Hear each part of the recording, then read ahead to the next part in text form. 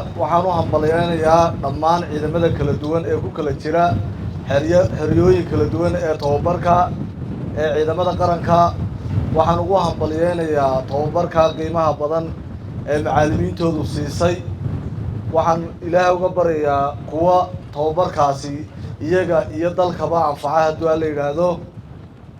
waxaad ku soo biirteen ciidanka qaranka oo ku suntan akhlaaq oon weligii lagu sheegin markuu la joogo shacabka goobtii doontaba ha ahaatee mid ku xadgudba xuquuqda aadamaha iyo sharafta maadaamuu yahay ka la harsado, maadaamuu yahay ka ilaalinaya sharafta iyo milgaha dadnimo ee Somaliland.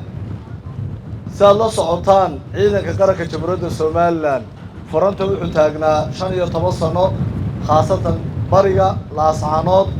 maalina lama sheegin inuu kubsaday qof uu ku xadgudbay, qof uu iskii u dilay. waxa weeyaan kala dambeyn iyo sharaf baa jirtay.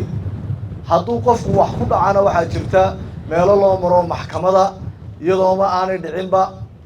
waxa weeye ciidankaasaad maanta ku soo biirteen, meeshaa sharafta laad ku soo biirteen. idinkuna waxaan ilaahay uga baryaynaa inaydan ka habaabin oo noqotaan kuwa akhlaaq leh, kuwa geesiyaal ah, kuwa la harsado. maantana xaalad baa taagan sidaa uu taliyuhu sheegay weeyaan. inagu la dagaalami mayno dadka reer Somaliland ee xayndaabka Somaliland ka mid ah qabaa'ilka kala duwan ee Somaliland. dowladnimadu waxa weeye waa wax la isku darsaday. marna la dagaalami mayno ciidanka qaranka Somaliland maaha hayb keliya, maaha cidda keliya lagu tilmaamayo.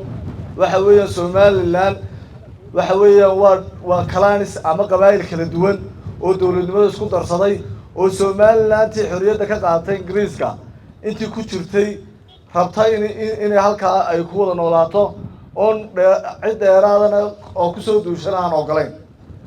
kuwaasaa la rabaa inaad difaacdaan. waxaan haybta u wadaay waa kala qaybinta Somaliland. idinkuna waxaa tihiin kuwii ka hortegay ee la dagaalamayay baa tihiin.